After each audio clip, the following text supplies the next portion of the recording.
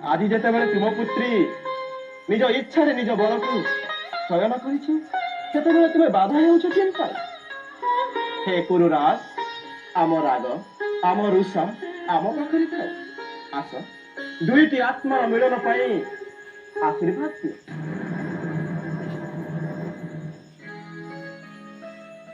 हे माधव कपटता गला नहीं तुम धोखारे छंद आउ छड़े तुमको पाइब बाकी मो पुत्रीर इच्छा को पूर्ण करने मुझे तुम पुत्र बधु हाँ सुजोग किंतु हे केशव यथा चेष्टा कले तुम्हें केवे मोर संबंधी हो पार ना से संबंध सुजोग तुमको देवी ना आसूची विदाय।